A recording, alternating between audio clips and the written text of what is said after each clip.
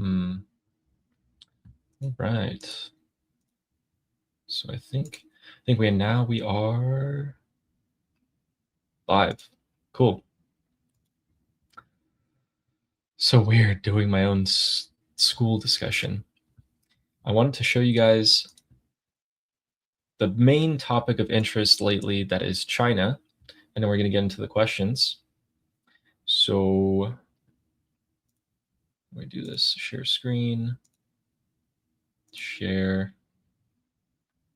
All right. So you guys can see this, right? This is full screen.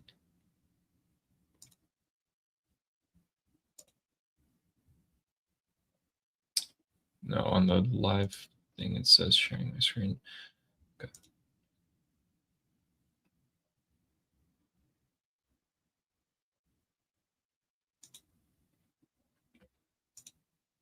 All right. Can you guys see this on school?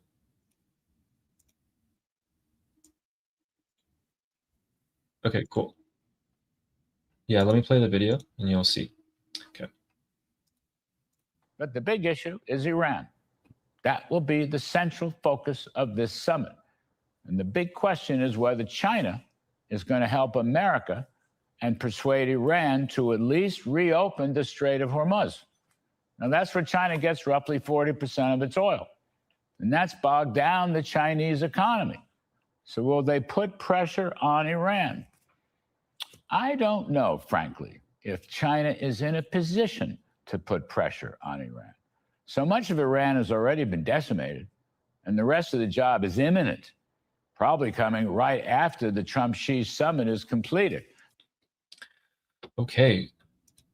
So he doesn't think that they can put pressure on the Islamic Republic of Iran. So I want to see what you guys think.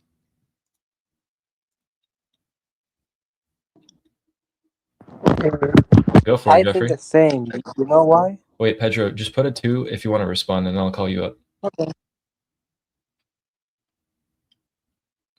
Jeffrey, do you want to go first?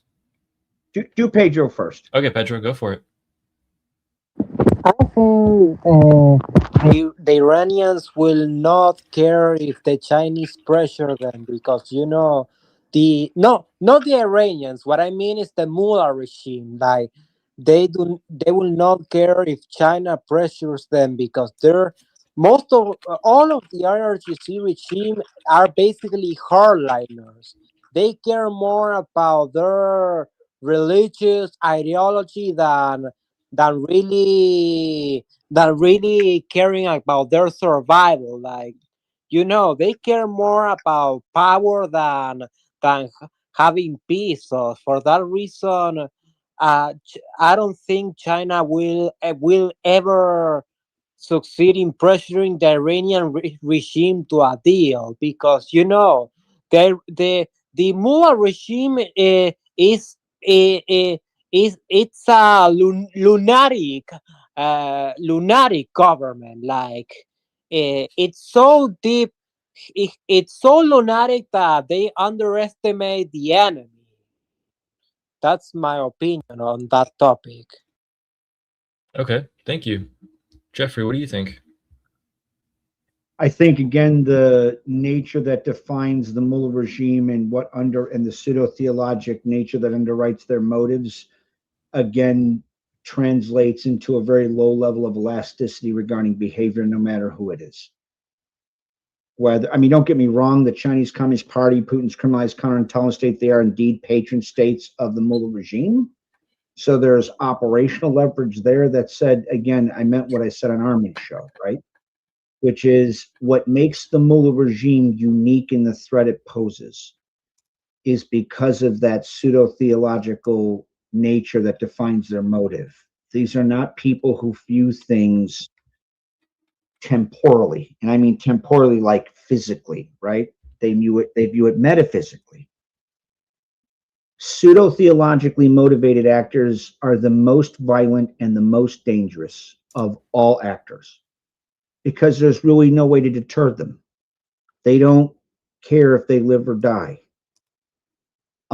provided it's in pursuit of whatever internalist kind of motive they have. That's why actually Rand's report in 2002, they had a really cool report. You should read it and get through it in one pooping. It's called Deterrence and Counterterrorism. And it categorized terrorists into two categories based on the locus of their motivation. Externalist terrorists are like terrorists that have physical motives, like things you could, even though you don't agree with them, I'm saying you could at least from an external observer perspective kind of be able to measure it, right? Think of IRA 1.0. They want Ireland to be free, period. No British there. That's not the same as IRA 2.0, right? That's a different story. Juxtaposed to that to Al Qaeda, they are internalist terrorists. They have this internal motive that's pseudo-theologically motivated. With them, there is no debate. They have to be eliminated. There's no, well, I can, that's why people like, well, what if we bribe them or give them some money? Sure. I'm not saying they won't use money as a means to an end. They don't, the money's not the end in of itself, though. Right? So, does the Chi-Coms have operational leverage? Sure. Is it enough? Do I think that operational leverage has a high probability of success of modifying the regime's behavior with modification defined as sustained, I can't say positive, let's say sustained lesser violent behavior? No. Interesting. What would you guys think if I'm Donald Trump and I just came to China and I'm saying that, listen, we're the only ones that can open up the strait and we can also close it. So if you guys want your oil to come out, do this for me, for example. And then China says, well, you're going to have to open the strait anyway. So why would I do anything for you if you're going to do something, if you're going to do it anyway? Ian, go for it.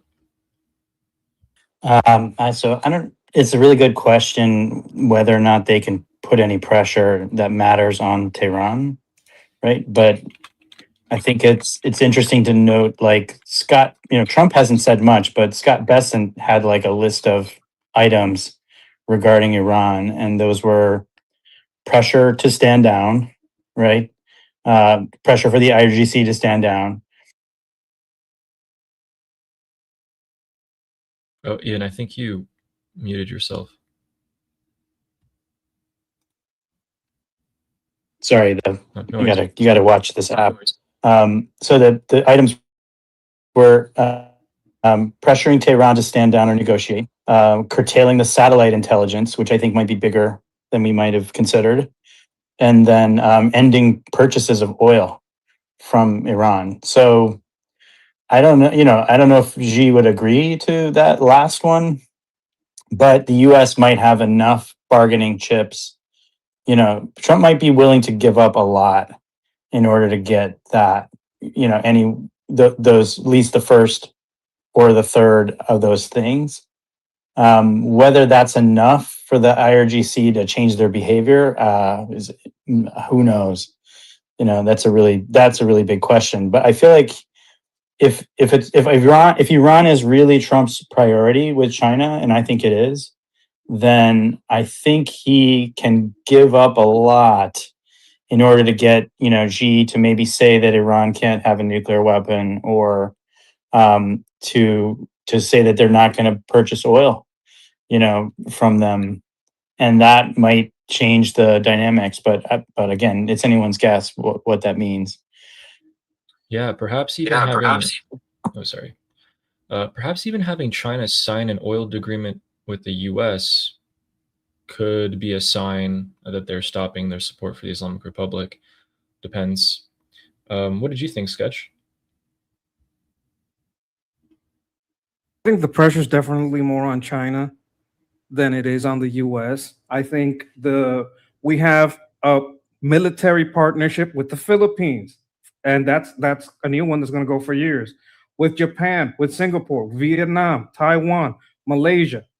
We have a lot of military partnerships with everyone that China is annoying with their Coast Guard.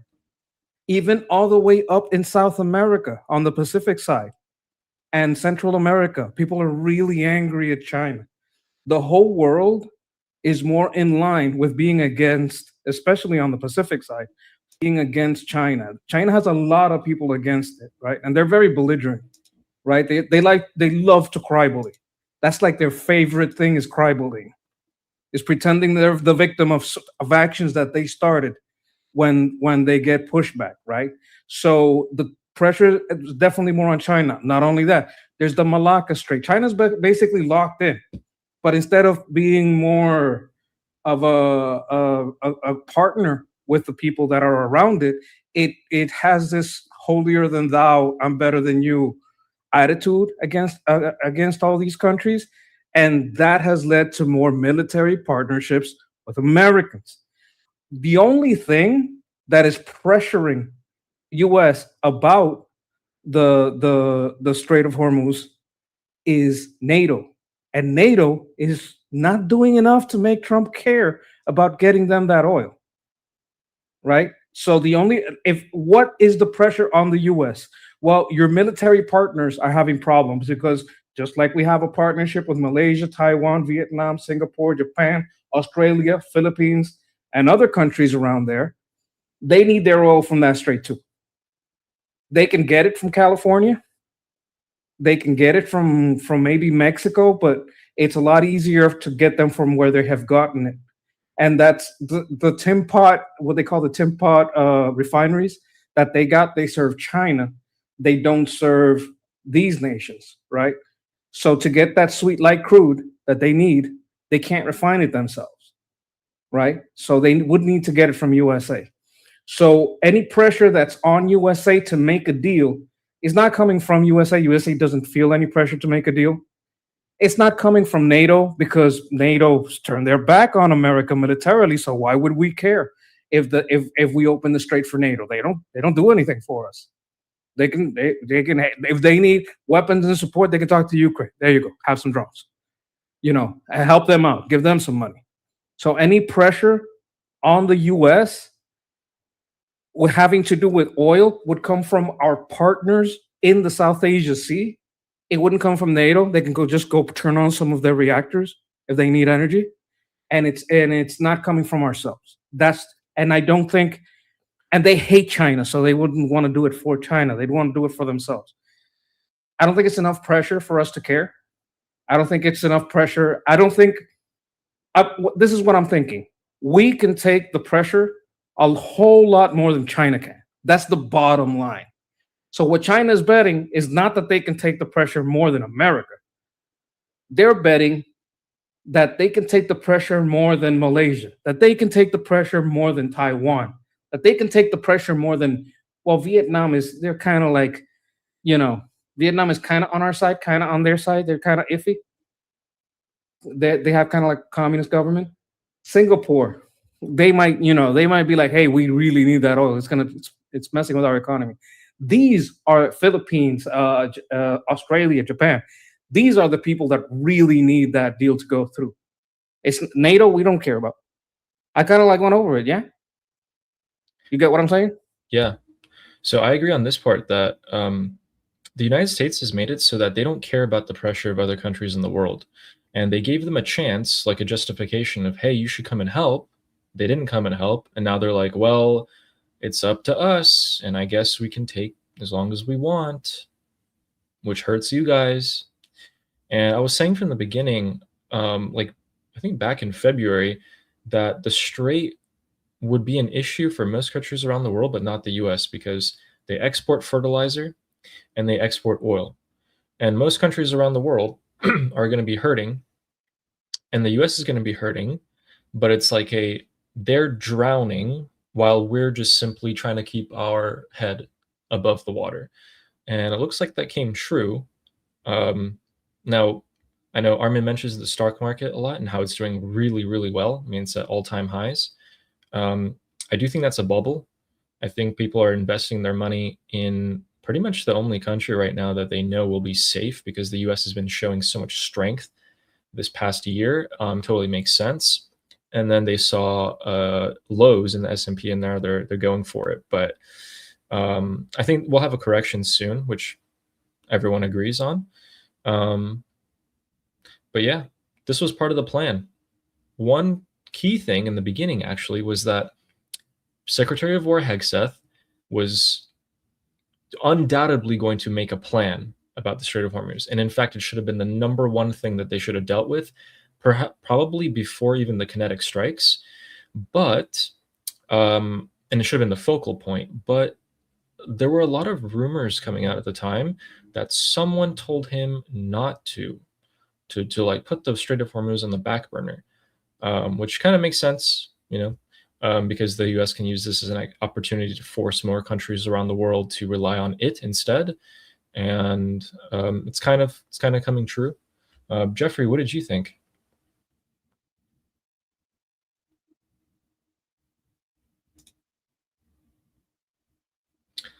I think Jeffrey might be out at the moment. Can I comment on the stocks while he gets back? Okay, so on the stocks, people trade stocks all over the world, right? Okay, so if every other world stock is having more trouble than the oil than America, you're going to pull out of that stock and put it in America, right? So that might be the bubble you're talking about. When would this bubble go away? When we open the strait. But if we open the strait, that would mean our gas prices would go lower, right? If our gas prices go down, it's kind of bad. You want oil to be, I don't know, between 60 and 70 to keep the refineries going so that they're not losing money on this stuff. That's kind of like their thing. That's what I've heard. This is not like I know an oil guy that digs the wells and shit. Wait, but you don't want to between 60 to 75, not to like touch about the profits of the oil companies. They actually profit if oil's like above, like the higher the better for them. But it's actually kept between that because oil drives the price of everything. And how does it do that? Well, if you want to ship the trucks, if you want to have the shipping container cargo ships go around the world, all of that planes, everything to move anything costs energy. And if that price is high, then their production costs go high. Then they make you, the consumer, pay more for it. So I keep going. So what I was saying is, if that drops all of a sudden, right, that doesn't mean stocks drop. So that bubble might not burst. It might deflate a little, but I don't think it would burst. You understand what I'm saying? Because I think what we're watching is not necessarily that it's pumped because there's an incredible amount of confidence in American investing in America. What would happen is if you're a global trader, or if you're someone in anywhere in the South China Sea, those people need that oil. They're not getting it. So if you're a trader, not a trade, if you're a stockbroker, you're going to take your stocks out of those nations. If you're an international stockbroker, and you're going to put it in America. Why? Because their oil is solid. You're going to put it in Canada. You're going to put it in maybe some places in South America that have local sourcing or closer sourcing for the oil, because those companies would be less affected, right? So you would be getting away from anything to do. Europe, if you're a stockbroker in Europe, Europe is looking very volatile because of this, so you would want to invest in the only place that's stable. What would make this bubble pop? Well, popping, I don't know if it would pop, because I don't know if it would come down because of this going on longer. Because the longer this goes, the more refineries we finish, and we are building refineries, and the more it would just reorient the trade routes. The market would just correct, not within the stock, but within the manufacturing side, and the commerce side, and the transportation route side. That's if it goes longer. That's still good for us. That would just make it keep going and going. What would make it go lower? The strait opens. The strait opens. Well, now I'm not forced. You would think about it because it was just open and close, so you would think about it. But if you see that there's a transitional government, that the IRGC is gone, well, then you might want to invest a little in Iran because it looks like it's going places. You might want to invest in UAE because they're going to keep that oil pumping hard, right? So you might want to, that might cause it to go down, but I wouldn't say that it would pop the bubble. I would say it would deflate a little. You understand what I'm saying? Yeah, so I mean that's exactly what I was saying. Yeah, they'll have a correction. Corrections are usually like 10%, Yeah, 10% going down. say it. That is the word. Yeah. So also the longer this goes on, like everyone's hurting from this, and the longer it goes on, inflation goes up higher, and like generally the American people are going to be so pissed off that this is a year where the midterms are coming up, so about 5 months from now, and when everyone's complaining about the prices of everything going up, plus the fact that the United States was not in a great economic situation to begin with, coming in from the Biden presidency. It's a dangerous game, and I called this out. I was like, this is an insane play because the margin for error is so small. But yeah, I think we're going to end this much sooner than the midterms, and you just frankly have to. The longer that oil prices stay up this high, companies start adjusting to the higher prices, force consumers to pay more, and now all of a sudden, the money that you had in your bank account is worth less just by sitting there. So yeah, we're going to go to the first question by Pedro. Pedro, did you want me to read out your question, or do you want to say it? Yes. What I want to know is that this is the question I'm having. This one. How can we improve tourism infrastructure in Iran after Reza Pahlavi returns to Iran? What I mean is in a secular Iran. How can we improve the infrastructure? Yeah. Oh man. Okay, so the current infrastructure for tourism in Iran is frankly just not that great. It could be so much better. It's a country that you can go to a dense, like tropical rainforest, and then the next day you could be on like a peak, like 5, 6, 7,000 feet in the air, which like snow year round. And there's anything between, right? Like there's all the deserts, there's the sand dune deserts, then there's California type deserts. You have islands that are made out of red dirt. There's we even have like our own version of Hawaii called quiche.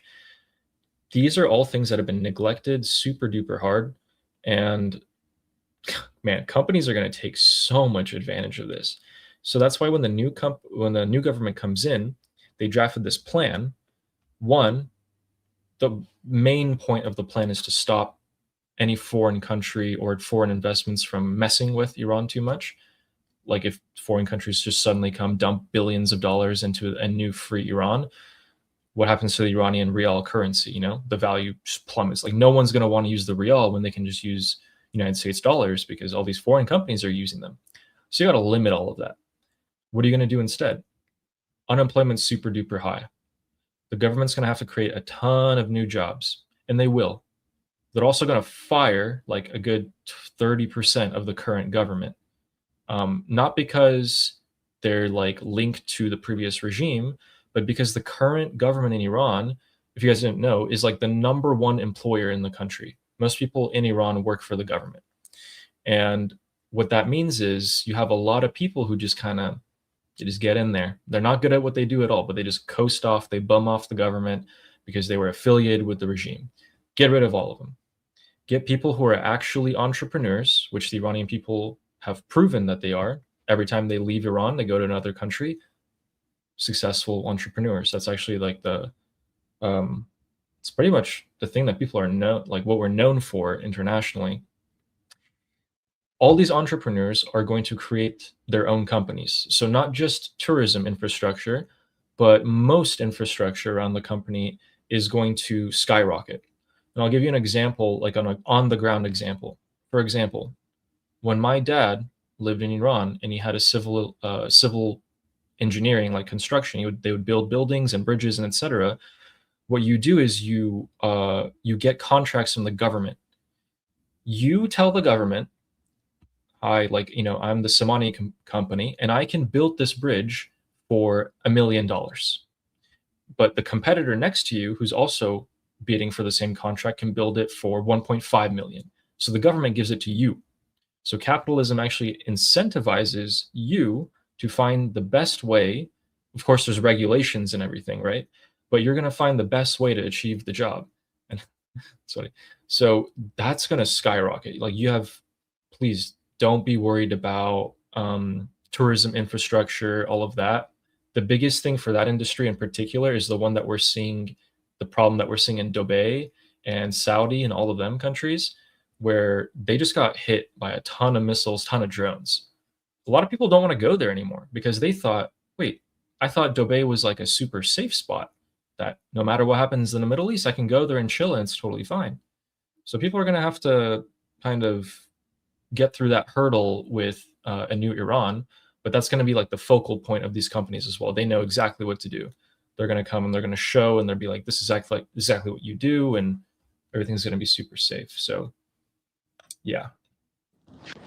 And what about Persepolis? Like, because Persepolis was the heart of the Persian Empire. Like, Cyrus the Great was in Persepolis. Will Persepolis be promoted among Iran's top tourist destinations? Yeah, so any history lover is probably going to want to go there, but I can tell you that Persepolis is in a state of ruin.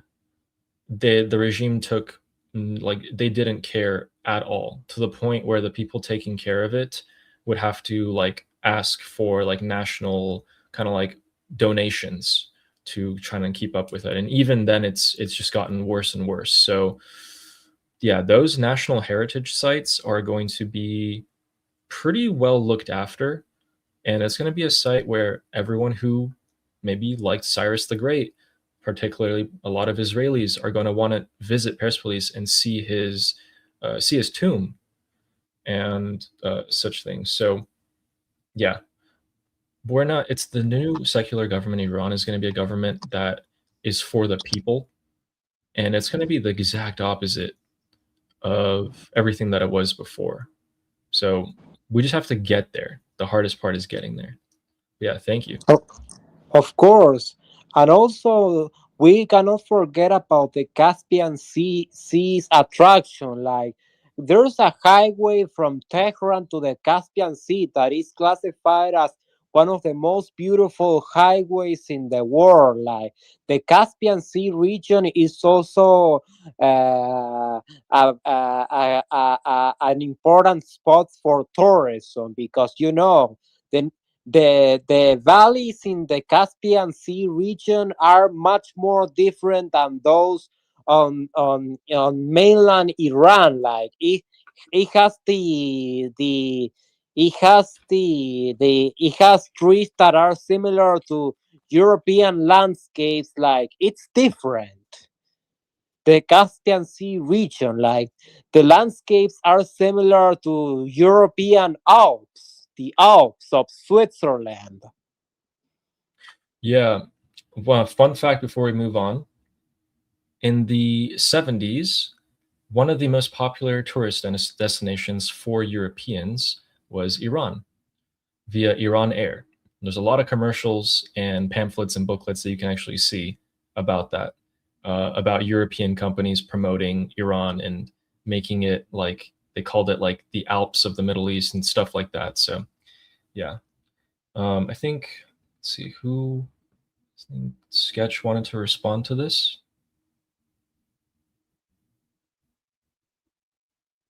Yes, I would also like to remind everyone that there are a lot of frozen assets. Some of that got released under previous administrations. It was a mistake, but there are still a lot of frozen assets. Not only are there a lot of frozen assets, there are assets that are newly frozen assets.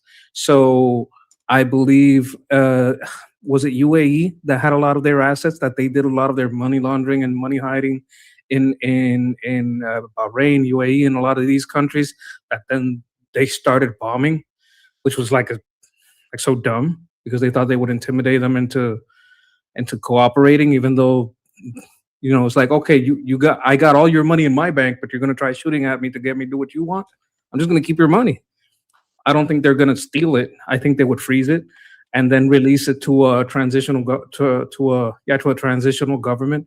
One of the first, before we even get to tourism, you'd have to fix hospitals, you'd have to fix roads, you'd have to take a very, very basic infrastructure things. because it's hard for a tourist to come to an area if they don't know that the hospitals are going to be all right if I slip and break my ankle. Not because there's anything wrong with anything there, but just because I'm clumsy or whatever, right? So you're going to want to have, you're going to need like police force, right?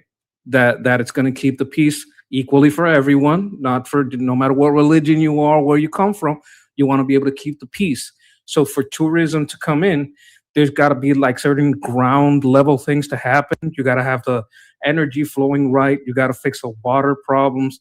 And I think that would get released into bidding, and there would have to be oversight of the bidding and all these things. But I believe that in the Pahlavi page, they have some of their plans for the transitional governments to take care of these very basic needs that are right at the start. Then I believe like maybe 6 months, a year in, then you can open up to tourism. But at the start, you would want to like, maybe let some people in, but just not start promoting, hey, come visit Iran, come see the things. As far as the heritage, World Heritage sites, you can't just open that. You would have, I would actually rather they build a museum and keep like anything that they can under guard and display it that way for tourism than have people going to the places until those places are properly excavated, which they probably haven't been for 47 years, especially with the new technology. There's a lot of new technology in excavation that is probably not being used in Iran.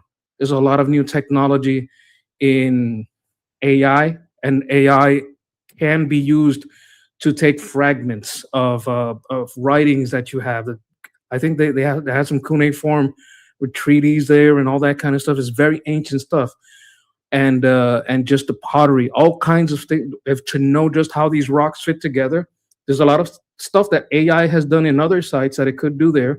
There's a lot of ground penetrating radar. There's a lot of analysis that can be done in these places today that probably haven't been invested in for 47 years.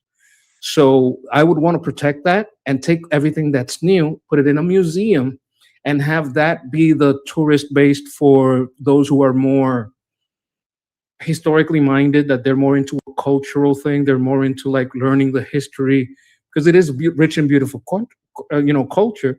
I mean, Pedro is absolutely right to wonder what's going to happen with these places, but I would want to protect them and have the newest non-invasive technologies. Because the way they used to do archaeology in the old days was crazy. They just throw some dynamite in there, see what they find. That's like 100 years ago. We've gotten a lot better. Now we're going with little pickaxes and little brushes. But the new technology is very good, and I would want them. I understand why you're going with it, because I would really, really love to see what they find. Caspian Sea, I've heard it's beautiful, but I agree with that too. I would send the tourists there faster before I sent them to the World Heritage sites. Yeah, so some people might not know, but Persian history, so like the different various Persian empires, we've actually had 2 points in Iranian history where we were pretty much wiped out. Like all of our records, libraries, heritage sites were completely destroyed. One was when Alexander the Great conquered Iran and couldn't control his soldiers, because he himself actually very much liked Persia, actually took on a Persian wife. But then his soldiers hated the fact that he was so Persianized all of a sudden. He would wear Persian clothes, make his hair in the Persian style, married a Persian woman called Roxana. And yeah, they set fire to pretty much all of our libraries and destroyed them all, which at that point, I don't know how far along that exactly was in history, but at that point, we probably also had a couple thousand years of history at that point. So all that got wiped out. And then the Mongols invaded, and then they also did that. Oh, and then actually also when Islam invaded, they also did that.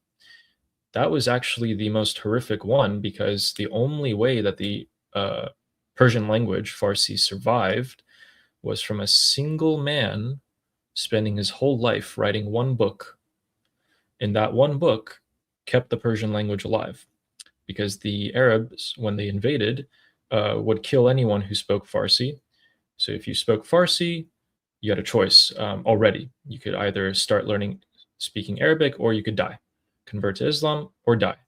And they did a lot of raping, a lot of pillaging, a lot of murdering.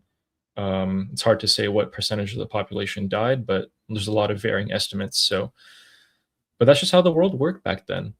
And a lot of these things, like, oh man, there's very few sites that are still standing compared to where they were before, but you know, it's great. So when you have 5,000 years of history and you're the oldest country in the world, it's bound to happen at some point in your history to have just things just wiped out. Moving on from that, Jewish Samantha wanted to ask a question. Go for it.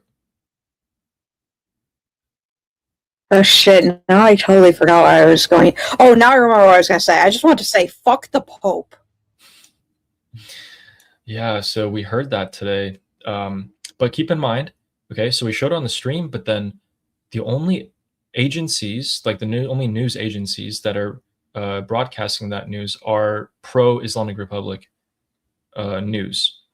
So for those of you who don't know, what happened is that there's news circulating that the Pope gave a knighthood, like a medal, to the Islamic Republic ambassador who was sent to the Vatican. This has not been confirmed by Western media outlets yet. It happened today. So you have a lot of Iranian Islamic Republic state media reporting this. We'll see what happens. I mean, probably by tomorrow we'll get to the end of it, because I'm sure the Pope's PR team is not gonna want to push that if it's fake. But, can we play Sinead O'Connor's SNL scene? I don't think I would get, like, I think I would get striked for that, unfortunately. Well, I would be remiss. I would be careful with repeating any IRGC news, any IRGC Lego videos of carriers being struck, any IRGC news about the Pope, any IRGC news about anything. I don't want to jump out and cuss out X or Y person, cuss out Trump, cuss out whoever, cuss out the Pope because of something the IRGC said, because I don't want to be an IRGC puppet. Yeah, so here's the thing for that. The Pope is already pretty anti-Iranian people. I actually don't know how he can be more anti-Iranian people at the point, unless he just straight up comes out and says, like, I don't care about the Iranian people. Because every time, like, people are like, hey, Pope, 42,000 people died. You want to say something? He's like, stop the fighting. Just give the Islamic Republic time. Stop hitting them. So we'll see what happens. I don't like him because he's like anti-borders while he lives in a walled city. That's why I think he's a hypocrite. But just like I said, I don't want to jump on anything the IRGC says until it's confirmed. Yeah, and that's why I was saying that only pro-Islamic Republic news has been reporting that. I have a clip for you. I'm sure the 8 of them are going to jump on it. I'm sure. But, you know, I don't like him either. I just want to put that out there. I'm not defending him. I don't think just saying be careful. I don't think anyone does. I have a clip for you guys that will actually, I think it'll annoy you guys as much as it annoyed me. So, yeah, let's see here. Oh my God, the streaming. So I'm actually streaming 2 things at the same time. I'm kind of like trying to wrap my head around how I'm going to do this. Okay, let's see, share that. So that looks like that. And then also at StreamYard, I need to share this tab. Okay. Oh wait, no.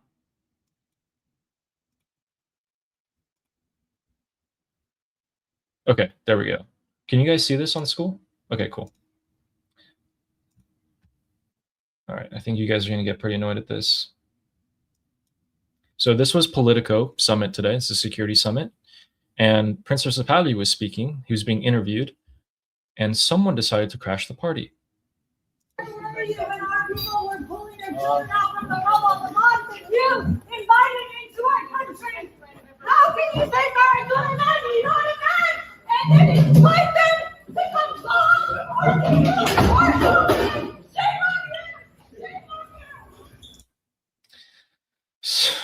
Man, when I saw that, that was just something else. Let's see if there's any twos to that. Like, these people have no shame whatsoever. It's always, by the way, they're always like, Trump this, Bibi Netanyahu that, Prince Reza Pahlavi this. Why did he do this? Why did they do that? Why didn't they do this? Why didn't they do that? But none of them to date has ever produced a plan for the solution. None of them have a single solution, by the way. None of them. Not a single one. Go for it, Sketch. And then Ian? I was going to say that that's always a hypocritical take. I'd love to see his answer because I bet he did answer. And if you ever see Pahlavi speak, he is undeniable in his replies. Like when he says something, you're not going to be able to deny what he says. You're going to be like, yeah, I can't argue with that. I would bet that these people that cry over 10, 20 people in the rubble, which is a terrible thing, won't cry about the 45,000 to 60,000. Some people have it higher than that. I don't know the estimate because it's basically incalculable now, but I'm putting 45,000 at the low end.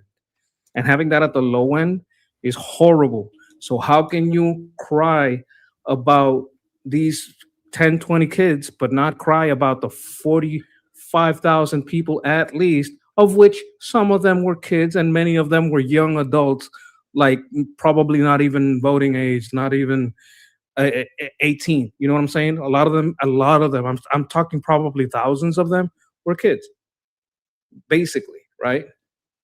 Yeah, it always falls into hypocrisy. Yeah, you're absolutely right. And that's what people say all the time. Where were you when our people were being slaughtered? Why didn't you say something then?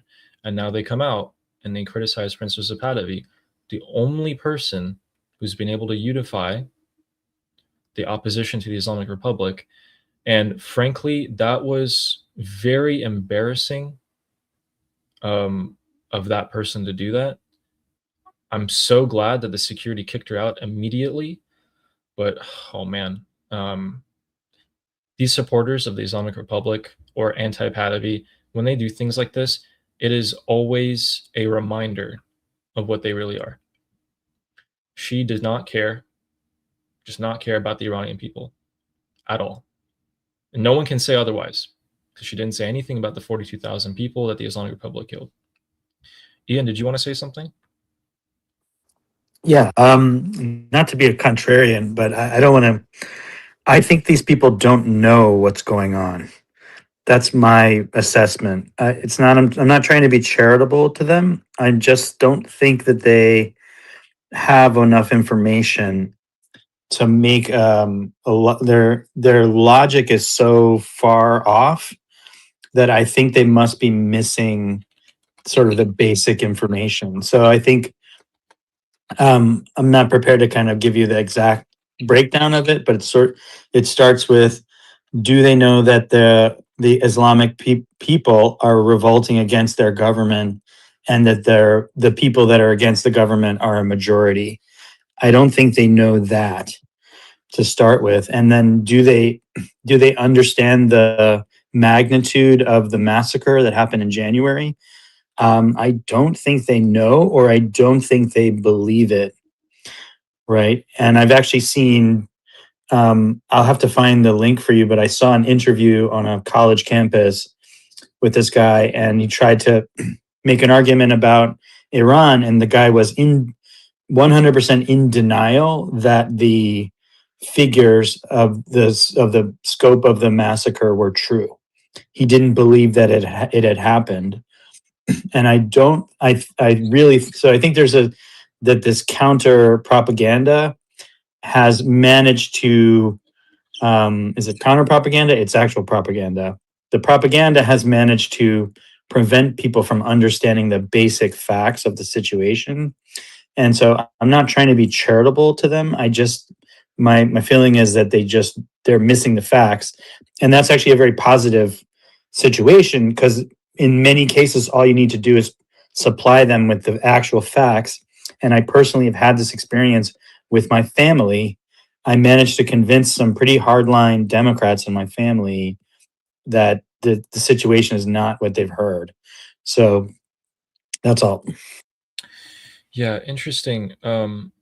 So for everyone watching, Ian wasn't saying that that lady, that Iranian lady who was criticizing Prince Reza Pahlavi, didn't know. She definitely knew because she's an Iranian. But he's saying that in general, when people are given new data and new information, they should tend to change their opinions. If it's based on new evidence, new facts, they should be able to change their opinion if they're intelligent. Now, I'm more of a pessimist, and I think that like a lot of people are very, very stubborn in their beliefs and values, and even if they are given new evidence, they won't change their mind too often. But I'm really glad that some people in your family were able to change their opinions. If we can give them more facts, more knowledge, which is not going to happen now. The information war right now it's contested. But to the victor go the spoils. And when we are victors, we have forever to not only re-educate Iranian children who may have been a victim of all of this radicalism, but also everyone around the world. We give them undeniable evidence, where I'm sure when the Holocaust happened, a lot of people denied it because they didn't have the evidence. And I'm sure that when they got the evidence, they did change their mind. Now, some people still never change their mind, and that's how it is. And that's going to be the case this time. But I'm looking forward to putting all of these people in a Nuremberg trial, having the world see all of their crimes, seeing them being punished for it. And I want this to be an example for the rest of history. I think someone's mic is unmuted. So yeah, I think Jewish Samantha. Oh, wait. Yeah. Yeah, and then Sketch. I can honestly say the people like leftists in America have no idea. They're like, I'm literally on a daily basis having arguments with like former comrades who are calling me absolutely crazy for insisting that like tens of thousands of people died in January in Iran. Like they're literally like yelling at me like that I've totally lost my mind. I've completely lost my shit. That I'm denying a very real, substantially proved genocide in Gaza, while like insisting that like tens of thousands of people in Iran died when there's absolutely zero proof whatsoever of this. And that like I need to get off AI slop because I've completely lost my mind. Like that is the level that we're at. So I genuinely believe that they believe that to some extent. But like if it wasn't for me, I don't even think anyone would even have heard anything. And you know, to them, I've lost my mind and I'm crazy. So yeah, see, that's good that you're doing that. Now just imagine if millions of people just like you did that. The people around them are probably going to listen to them more likely than not. They're given actual real evidence. So that's how we win. But that is going to happen in the future, in my opinion. Sketch, did you want to respond? I never look at a pattern of malice and assume stupidity. I never look at a pattern of malice and assume ignorance. Now, when we look at the majority of leftists, they have their sources, CNN. But what if CNN says 40,000 people die? All of a sudden, I don't believe it. I'm being gaslit. That's gaslighting. All right. When a person only picks the sources that are convenient for them to be the hardcore leftist, communist, or whatever they say they are, right? And they nitpick their sources, you can tell a person that's reasonable or not because you'll quote sources that they use, and the left loves CNN, the left loves ABC, MSNBC, and they have all stated, hey, there's thousands upon thousands of dead, right? So it may be someone in your family, and some family, you know what? You may have someone in your family that's a killer, that's a crook, that's a rapist. Are you gonna, well, because you know he's my family, I gotta try. Some people you gotta let them go.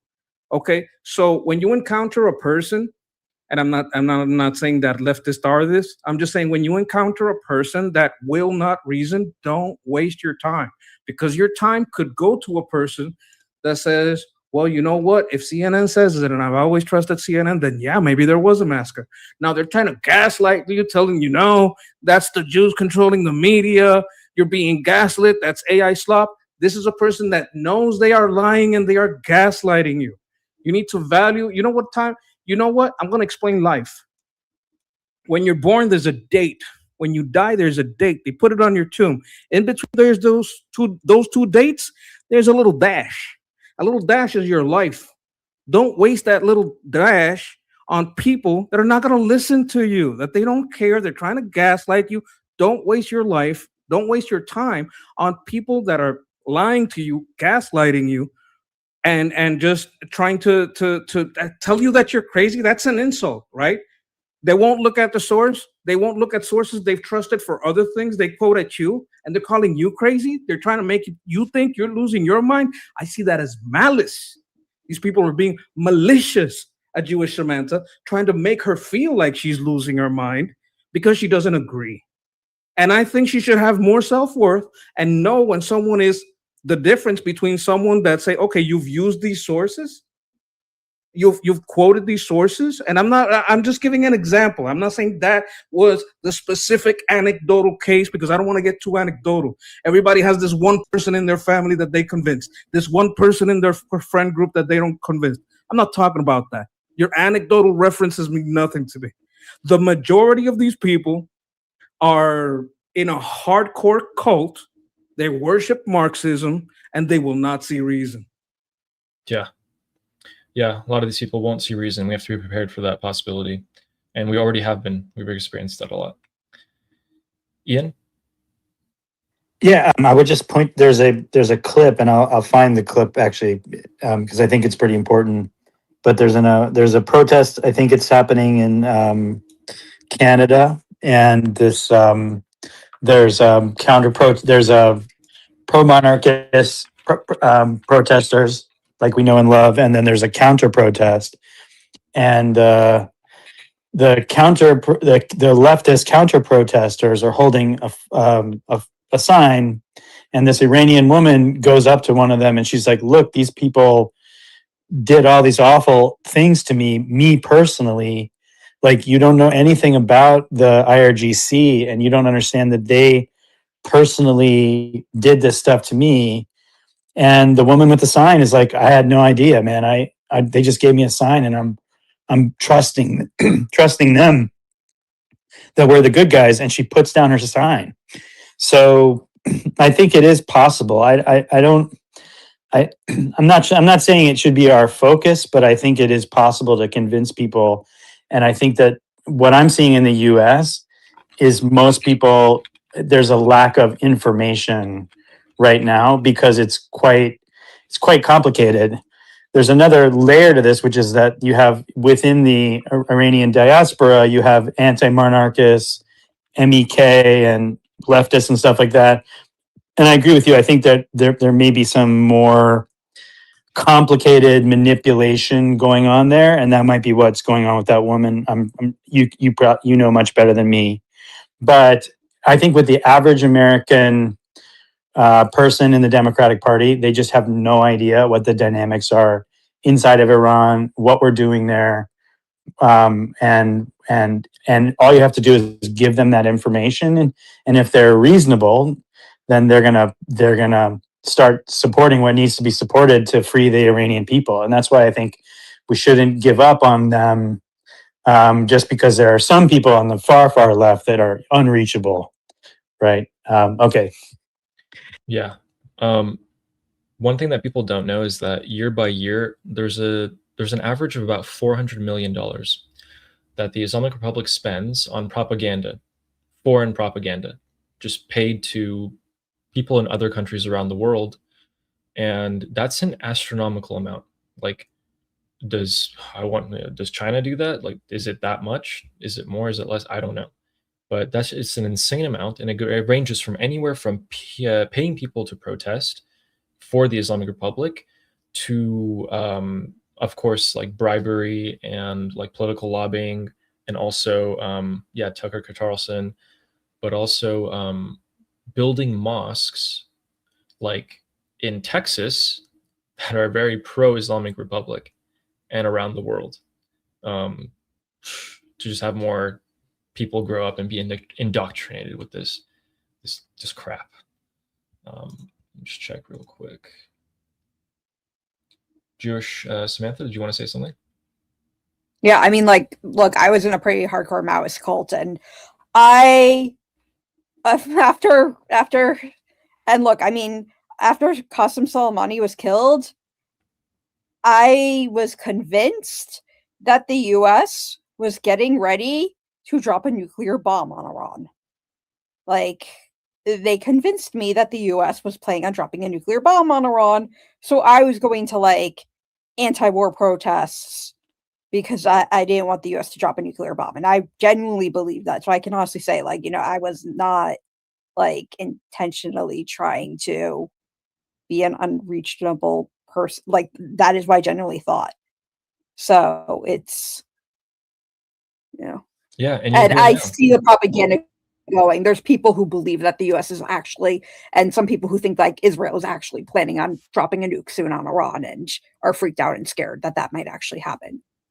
Yeah, guys, Jewish Samantha is a good example of, even if a cult is able to pull you in and teach you all these things and make you believe them, Samantha here broke free and is now on the opposite side of that. And most people don't know how difficult that is, to undo so much of like the environmental information that's being driven into you, and for you to make your own decisions and have your own thoughts is difficult when you're in a cult.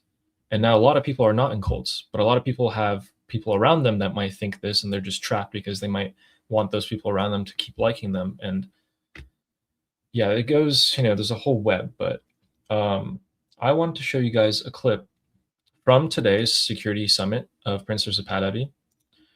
And let me plug this on school first. You guys can see that.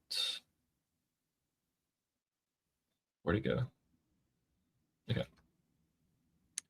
And, oh man, this is so...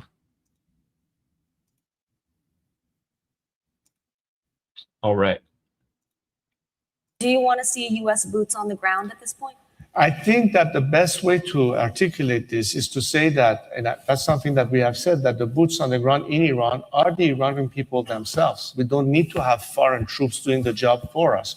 But in order for people to be emboldened and have a fair fighting chance, unlike what happened in January 8th and 9th when they were massacred to the tune of over 40,000 people in less than 48 hours, how could you expect the people to be the elements on the ground if they don't get the appropriate protection or cover? We can only call to this action by people being on the streets again when they have that level of an equal fighting chance, not while the regime can deploy their thugs to murder people on the streets. That's why we needed to have the air campaign. That's why we needed to have the aerial protection. And I think that's where you can generate the element on the grounds that will not require the use of foreign troops doing that job. And in order to transfer to that, however, you have to have a clear message. You have to have a clear strategy of aiming for putting an end to this regime, allowing for people to revolt, allowing for elements within the military and security forces to defect and join with the people. All of that has to be coordinated as a coherent strategy. You cannot send mixed signals. On the one hand, say people need to rise, and at the same time say, wait, we are negotiating. It's confusing the hell out of everyone. And I think this is the kind of issue that has been a little bit a concern for all of us watching and observing how the situation is unfolding.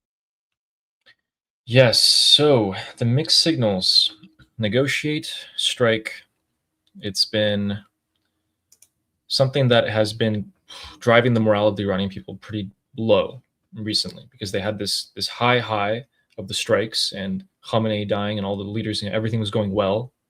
And then sudden ceasefire, talk, this and that. So he is very much in tune with what the Iranian people in Iran think. And I agree with his criticism. I don't think that there should have been a ceasefire. I understand why there was one. I don't understand why it was this long. I don't understand why there were so many chances given to the Islamic Republic. I think, like, you know, maybe once or twice, try to talk to them. We tried talking to them before the war. You know, these guys have given you the same response. And to this day, the Islamic Republic's response is, no, we will not dismantle the uranium facilities. We will not give you the enriched uranium.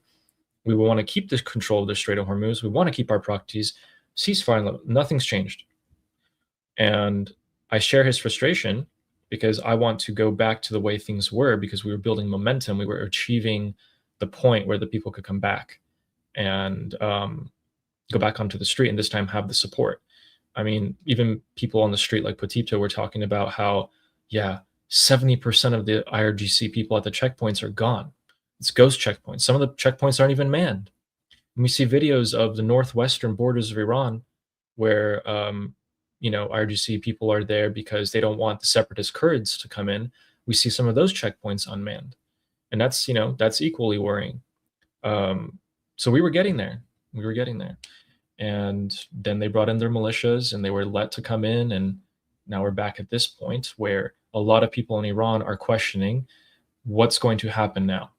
And some of them, particularly the younger generation, are starting to get really confused. They're young. Younger people tend to be, a bit more rash, like me. And I understand. And I wish we could just give them some sort of clear sign that we are going to go back to those strikes, which I personally know we will. I 100% know we're going to go back to the strikes. So let's see who wanted to respond to this. I don't know where the chat started.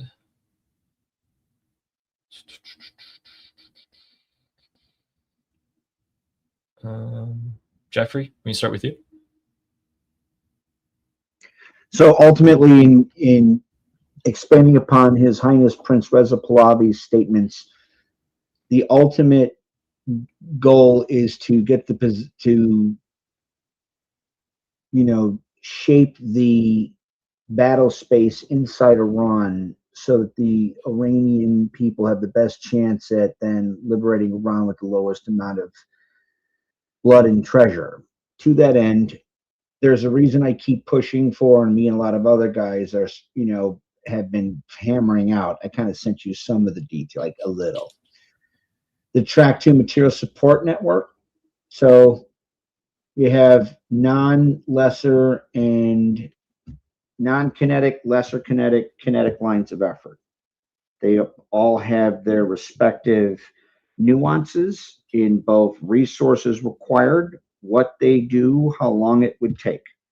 So non-kinetic is pre-bunking, debunking, Mullah regime propaganda. It's, doing lawfare. There's like the fighting facilities I talked about. So the lesser kinetic lines of effort are things like, cyber operations, both offensive and defensive, including things like link analysis, weaponized transparency, sometimes also called targeting. And then you have the kinetic lines of effort.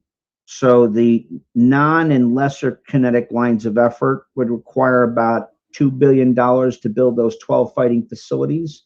They're already designed, or the locations are picked where there is the highest concentration of American and Canadian of Iranian descent, and or have the max amount of impact regarding the halls of power.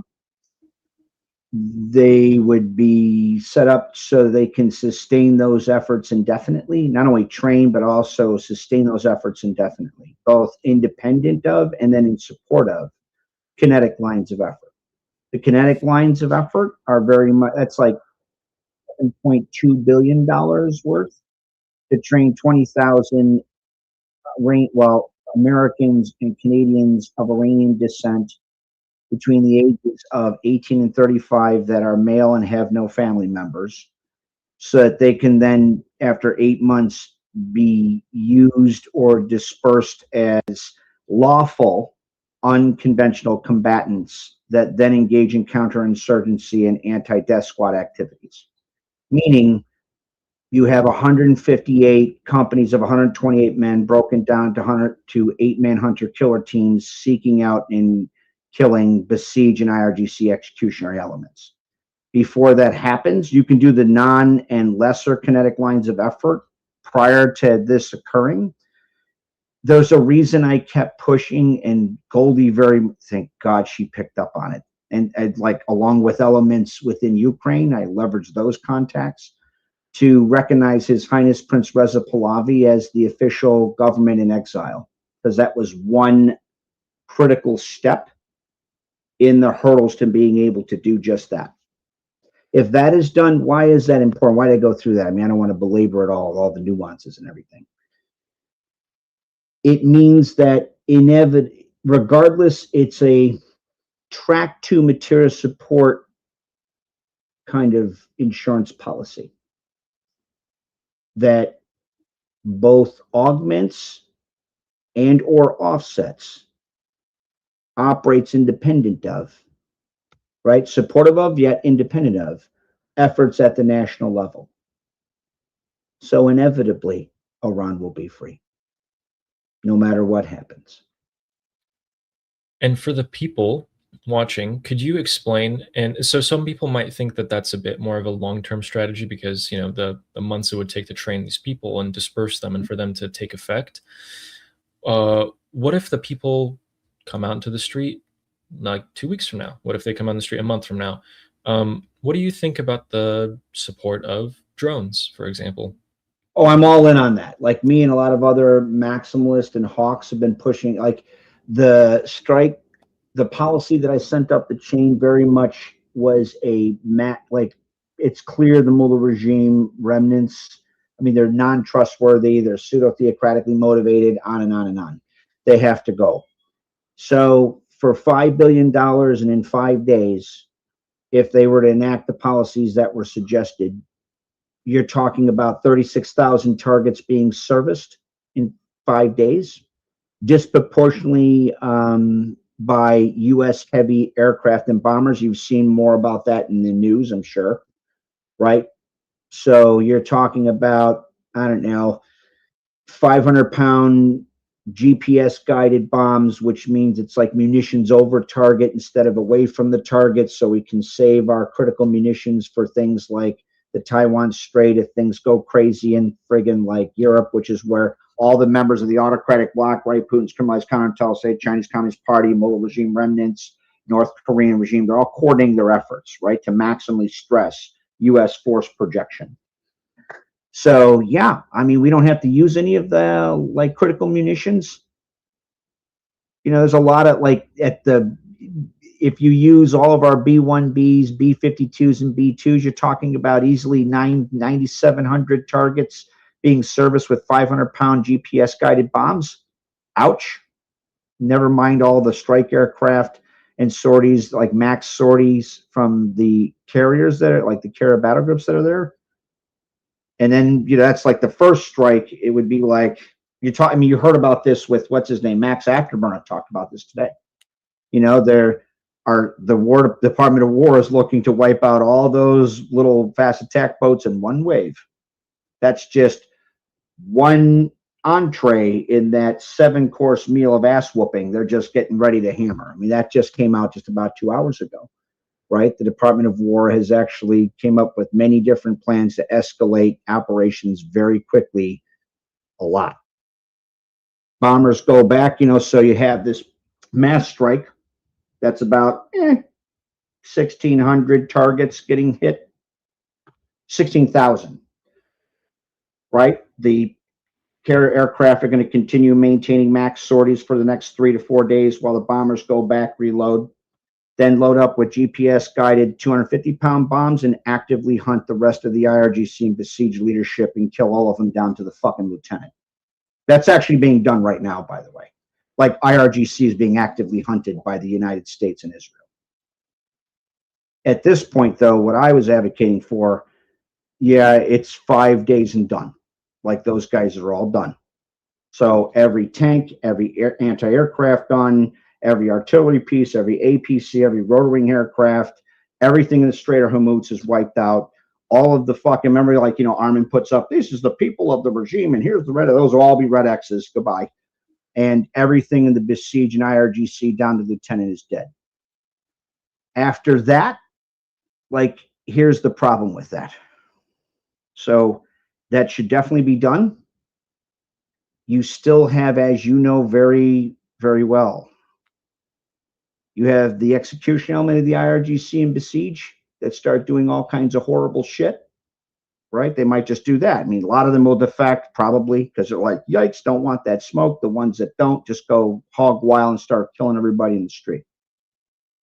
That's why you need the drones overhead. That's why I'm all in on that shit. So if you start doing that, then you start seeing what happened to those besieged fuckers when they were doing that at like a month and a half ago. Either way, ultimately, the final stage, I can say with the highest degree of human certainty I possess, there's the highest degree of probability, the final stage of liberating Iran from the Mullah regime that's illegally occupied Iran and both been a plague to the region, the world, and most importantly to Iranian people, will come from the Iranian people. And that will require some of the efforts that we talked about. The other things are, I mean, His Highness Prince Reza Pahlavi is very rightly and wisely keeping his cards close to his chest regarding the Arpesh and the Immortal Guard and all these other elements in the ground. Because while it may take, you may have to spend like His Highness Prince Reza Pahlavi is not a fucking mullah. I mean, to cite the obvious. He's also trained as a professional soldier. In a professional soldier, you may have to spend a soldier's life. You never waste one. You never waste one. That's why he's waiting to call. It's not because he's trying to frustrate the Iranian youth as much as they are rightly frustrated. His goal is to ensure that they have the best shot with the lowest amount of blood for the good guys. At least to the best that I can see, anyway. I agree. So for those of you who just want a summary of what Jeffrey just said, which is something that I agree completely. So basically, he's thinking that we hit more targets than we did before. So in the month and a half of strikes that were conducted, we do more than that in the period of a week. And when that is done, after 30,000+ targets are hit, the IRGC is pretty much decimated. Now, what they need at that point, even when they're completely decimated, all they need are just enough people with guns on the street, right, to hold back the Iranian people. So at that point, at the weakest point of the IRGC, you send in drones. So these would be like the Mk9, Reapers, etc. These drones hover in the air for up to 36 hours. They can circle a neighborhood, they can watch, they can pick targets, and they can deliver 8 rockets, missiles, or little drones to take out snipers on the rooftops, mounted machine guns, besieged, clumped up, things that we saw on January 8th and 9th. And yeah, and they're going to be operating at higher altitudes because we saw some man pads were actually allowed into Iran via, I think it was China made. So that is the way that we get there. And I agree. Thank you so much. Jeffrey always gives the most in-depth analysis. He'll tell you why something's happening so that you can understand and get an excellent picture for it. Let's see. Bear with me, guys. I'm not like Armin. I don't have a mod. Sketch, did you want to respond to this, or was it Ian? Can't tell. Yes, I was gonna say okay. I was gonna say that we underestimate how much training has already happened. I'm gonna tell you right now, if I had good Kurds and they did get the weapon, you know what I'd say? All the Kurds, all the weapons, no one got weapons, there's no weapons anywhere. And we're saying it, we maybe don't want to say it too loud, but if we thought of this, so did they. So everybody, this is like you have to think about these things, right? Not only that, a porous border. You were talking about a porous border, right? That's also a way that we can get things in. That's also a way that we can get people in. Just because the mullahs can escape and some people can escape, and they might be getting some supply from those borders, doesn't also mean that if there's no one watching those borders, if they can't even man checkpoints, that means like if you know what you're doing, you can get almost anything in there, right? I wouldn't say like big weapons drops, right? You're not gonna try to just drive that through, but you could probably drive a truck or two if you know what you're doing, if you know how to have the right distraction at the right place, and you're watching them closer. You could probably, and Pakistan could be playing Two-Face. He could be saying, yeah, park your plane here, Yeah, look over here at the planes. Let's talk about these planes. Keep your intel here. Let's watch over here. Oh, you're parking your watcher planes here? Okay, put your watcher planes right here. Go, send the trucks now. Their planes are landed over here. They're not watching because their watcher planes are here. You understand what I'm saying? They could be playing Two-Face. We don't know. Yeah, the Pakistanis are definitely playing Two-Face. If anyone in the audience doesn't know, a couple of days ago, we actually found out that the Pakistani military allowed the Islamic Republic to park some of their planes when the ceasefire happened in Pakistan, so they wouldn't be targeted or in danger. So at the same time, Pakistan turns around and tells the United States that we are mediators. Mediators are supposed to be impartial. They're supposed to be neutral. From the get-go, Pakistan was not neutral or impartial. So President Trump was actually asked yesterday if the Pakistanis are going to be continued to be used as mediators. And he said, I don't know, but they're doing a great job. I don't know if there will be a need for mediators. I mean, this is the 10th time that proposals have been interchanged and no result, nothing. And Senator Lindsey Graham went ahead and was talking yesterday. Quite funnily enough, he was actually trying to grill Pete Hegseth, but like in a playful way. It was like a little insider thing, and he was saying like, how many times are we going to negotiate with these guys? It's the same result. Why is it taking so long? No wonder Pakistani mediators have been doing this. It's taken this long. That makes sense. And yeah, so those troops or the weapons that we can get into on the ground level, and the training that can be provided, if it began a few months ago, by now those people would have sufficient readiness. The problem is, of course, who gets the weapons, and they would have to be distributed very carefully, and maybe a few thousand people will be armed. Maybe that's enough. Maybe it's not. Armin and I actually ran a calculation to see just how many people would need to be armed to make the IRGC have to pay for it dearly enough in terms of cost and other things. And yeah, so I think Ian wanted to respond. Okay, so there's kind of two different theories that I've heard about how this could go down, and I'll try to summarize what I think they are. I don't want to put any words in anyone's mouth, but there's sort of one theory is that you essentially need to take over one city. Bandar Abbas is often cited, and you say, okay, you take over this city, and then you make it a training ground, and you vet people, and you arm them, etc. Right? That's one theory that I've heard. And then the other theory, and again, Jeffrey, you can correct me on this, but it's basically we have a bombardment, another air campaign, we weaken the military, the IRGC military, and perhaps the Artesh, to the point where then there can be another mass uprising, and that mass uprising will coincide with air cover from drones. If I'm missing anything on that, just you feel free to jump in, right? But so I just want to point out those are two different theories, right? And so the question for me is, which theory does His Royal Highness Prince Reza Pahlavi have, right? Which one is he kind of working off of? And I know we're never going to know because he has to be very careful with his words. But I would point out that of the different statements that he's made, in the past he has said, I will see you in the first liberated city in Iran, which indicates to me, okay, that's the first theory, right? But then in this recent piece of video that you showed us, he specifically uses the word cover, right? So cover, he doesn't use the word weapons. He says cover, which indicates to me that he might have it in his mind that they're actually themselves unarmed and untrained. Okay, again, I'm not trying to rock any boats here. I just want to point out that there are these two different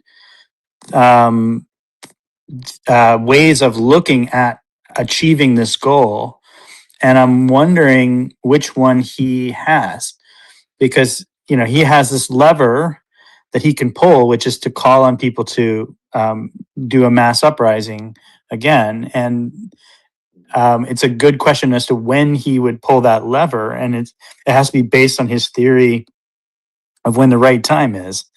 And so I don't have a strong opinion about this. I know I've made my point about long range drones and et cetera. I'm not going to make that point again, but I think it's interesting to just ask the question, is everyone on the same page on this? And it sounds to me like maybe he's has the same theory as I think Jeffrey is espousing, but I'd like to hear what you think.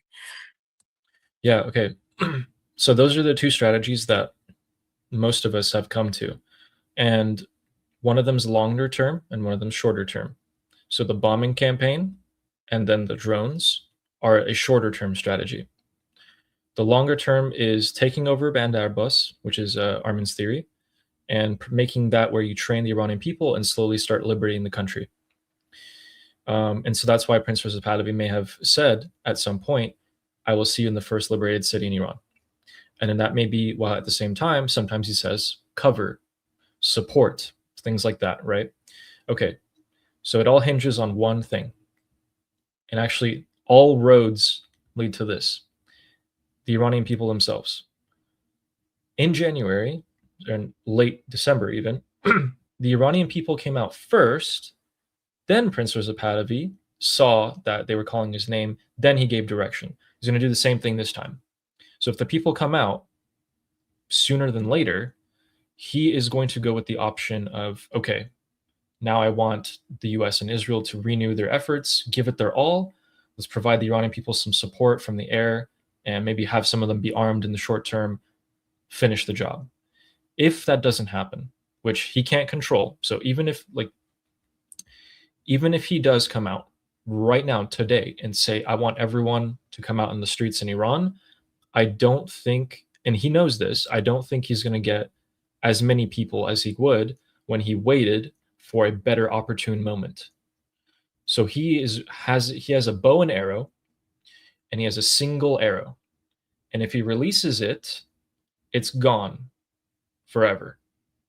The assets that he has, the maybe the people in the Artesh, people in the IRGC, the regime that have defected, that's a single arrow that you can let loose and you can never get it back. So you're going to make sure you use it at the most opportune moment. When the strikes were happening, we didn't reach that moment, so he didn't do it. Mossad, who's had decades of intelligence networks inside of Iran, they didn't release their deeper assets. CIA undoubtedly has some. They didn't release their assets. So no one actually thought that the regime was on their last leg. But at that rate, we knew we were going to get there. And it showed undeniable evidence. What showed evidence that things weren't working are the negotiations. So yeah, last thing, Prince Reza Pahlavi, is a man governed by logic. And so you can use logic to figure out what he is planning and thinking. For example, when he posts the video on his social media, and it's him saying, people come out, this has just happened, do this, do that. Those are all pre-recorded. He doesn't, wait for something to happen and then react. He has 10 different plans for every path that could possibly happen. And he's had 47 years to think about these things. And so every time something happens, he's like, okay, well, this happened, we choose this path. Now we create 10 more paths from the one that we just chose, and we see what happens from there. And that's what he's been doing this entire time, which is the right way. Like, this is a supremely intelligent individual. I think Sketch want to respond? Yes, I wanted to say that His Highness knows military training from the pilot side. Now, you know how hard we will go to get a pilot because we believe a pilot's life is something we're not going to waste, right? And just like that, there's generals, there's captains, you never know who in that infantry battalion is right now a private first class, a specialist, and he will rise to be something great and a great leader, right? That's why it's such an enormous tragedy, the losses that were suffered under the massacre, because any one of those were future geniuses of Iran, doctors. Like we don't know what inventions could have come out of there.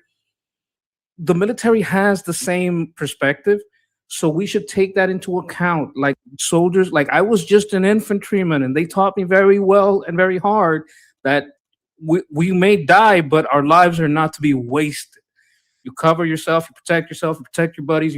You watch your six. You keep your head on a swivel. You gotta you don't waste your life. You don't throw yourself in a grand gesture. You make the most you can do with what you have.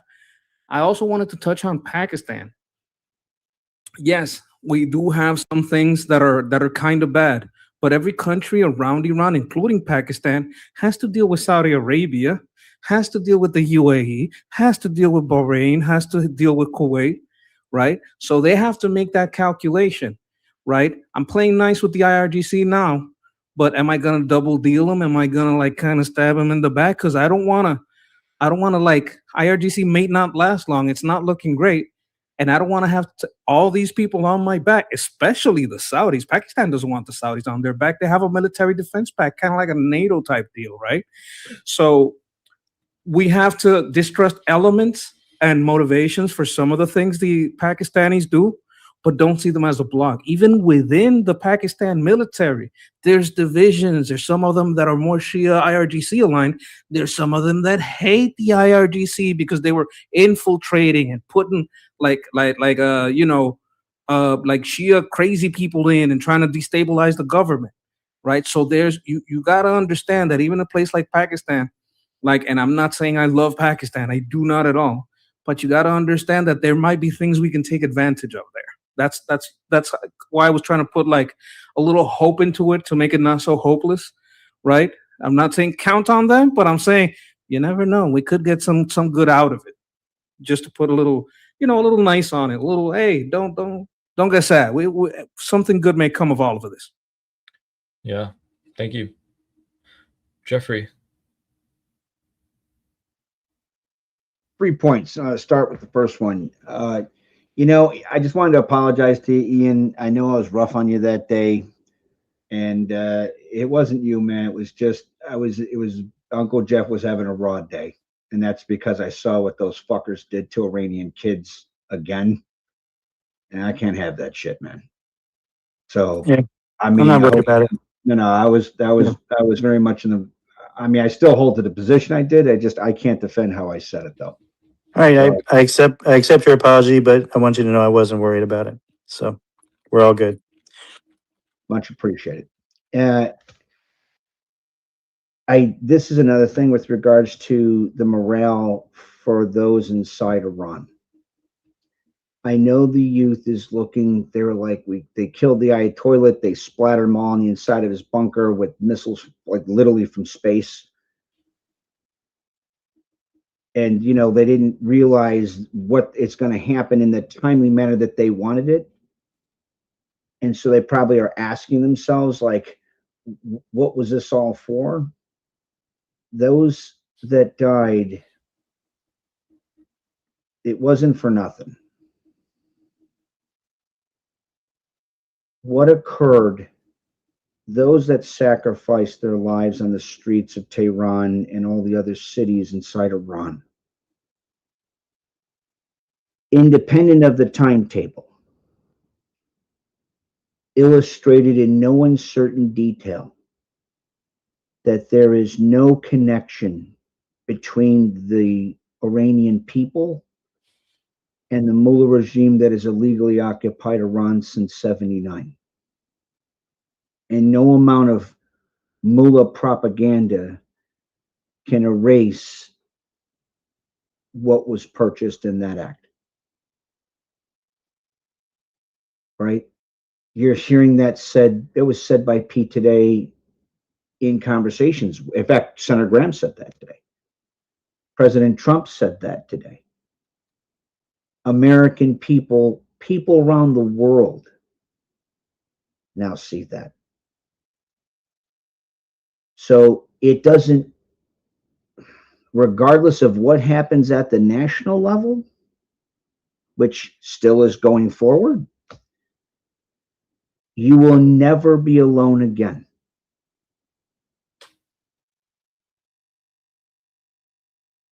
I know that they're frustrated, Ali. I can't say, I'm not Iranian, so I can't say with a personal level, like an experiential level. There's no way I didn't experience what they did. I can't even say from a person who was a part of the broader Persian diaspora. I can say observationally, though, yeah, those sacrifices weren't in vain. That support will sustain itself probably indefinitely until Iran is liberated. None I of just that, want to say, man. none of that is in vain. I agree, and it's not in vain because as long as people are continuing the effort to free Iran of the IRGC, none of that was in vain. I hope we have some sort of. I hope every city has a monument in which the names of the people who were murdered in those cities are listed. Yeah, something that we, will always be reminded of. Yeah, man. You guys can actually here. I thought about this. You guys can actually try putting yourselves in the shoes of some Iranians. And the way you do that is by tying your future to the future of Iran. If you can imagine like what it's like you will have no future if the IRGC stays empowered, and you will have an amazing future if Iran is freed. And there's pretty much no in between. So if you were to think like, oh man, I'm not going to be able to like marry, have kids, provide for these kids because I can't have a family, I can't even have a good job. I'm going to have to be in constant fear, like this and that. That's all. Like you can try to put yourself in the shoes of an Iranian there. Some. But thank you, Jeffrey. It's always nice seeing so many people care about this. CB, you want to respond? Thanks. I think you mentioned that there's one opportunity for Prince to call on his defectors. Did I hear that correctly? Correct.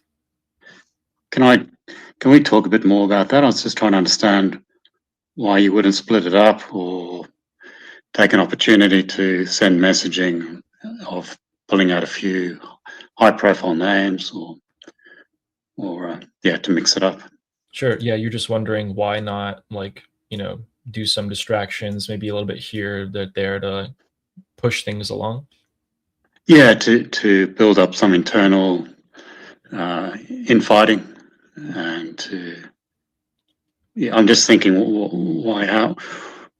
why would the approach be it's one and nothing compared to sending different messages? Yeah, sure. Good question. Some people are probably wondering that. Try to think about it this way.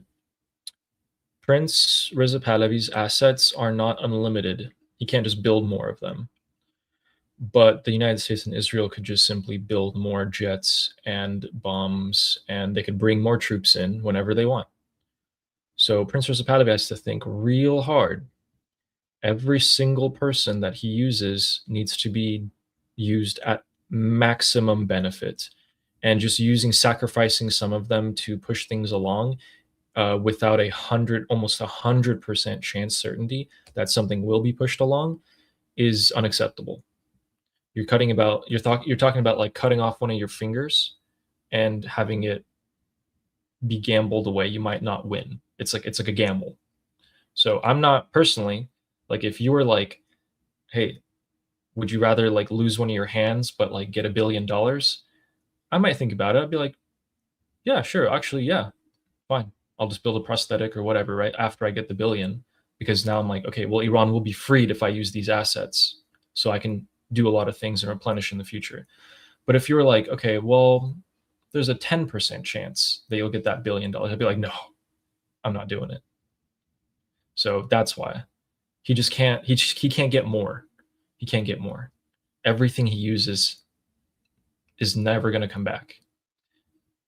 Some people can argue as well the IRGC are going to catch on. You know, you can grab these people, torture them, find out where the others are. A lot of messy ways, but the general idea is the one that I talked about.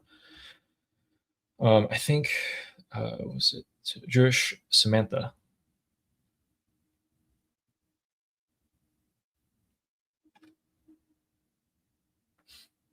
Yeah, sorry, had trouble getting mic open for a sec. Yeah, I mean, when you said that about like, just imagine like not having a future if the regime stays in power, it's like, you know, I think a lot of Israelis kind of understand that concept because it's a existential threat to Israel, and I don't think a lot of Jews in America quite understand this concept, but like I very much understand this concept, and I still fully support the war. But if the regime stays in power and like this war doesn't go well, it's gonna hasten shit in America. Like American Jewish future is very much tied to can we get this regime out? Yeah, it's an interesting point to think about. You mean as in like them going to possibly live in Israel and they wouldn't do it if the Islamic Republic is still there? As in like if the regime stays in power and like this war just, you know, we're left with, okay, we lost a war, Jews are going to get blamed for that because Israel's going to get blamed for that, and American Jews are going to get blamed for, you know, that by proxy. And that's something I don't think American Jews understand that, you know, I understand. I see. Yeah, the cracks spread far. Jeffrey? Two things. So one, when we looked at the diaspora, 100 hours a week for 22 weeks builds 12 fighting facilities to sustain those operations indefinitely. Non and lesser, as well as supporting elements of kinetic aspects. Do it for 82 weeks, and regardless of what happens, you're able to sit there and do the kinetic operations. 8 months of training after that, you figure a couple months after that, besiege and IRCC are eliminated. As far as if the regime stays in power, which I mean, are just, I can't say stays in power. Let's say it limps along slower to its decline or death. You're not, I mean, there's definitely merit to what Jewish Samantha said.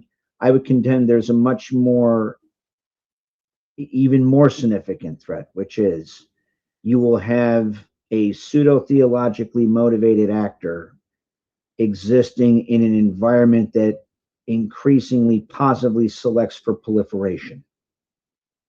Meaning you will have the IRGC remnants getting access to any number of weapons of mass destruction, and they will indeed use them, which is why Donald said that in an interview today, which is why he said, yeah, he's not backing off on it. And if that happens, you will have almost assuredly an escalatory war, a high-intensity world war, which we're already in the beginning stages anyway. So even above and beyond the cracks widening, there's that concern. The reason I said there's a very specific reason why President Trump did what he did and why I keep reiterating this point for the past 4 months.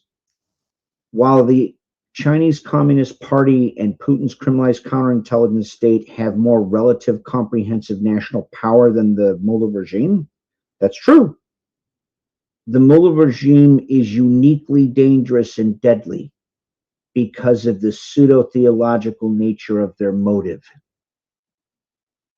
every single member of, like, from pick anybody interviewed for the past couple of days has made it a point to reiterate that fact. These are not rational actors. They are fucking lunatics. They think that somehow whatever they do, they're trying to bring the 12th Imam. I mean, Ahmadjad Dinner Jacket used to throw little love notes down the well to the 12th Imam. This is not a rational guy. So in it, like, the regime has to go. That's the only option. One way or another.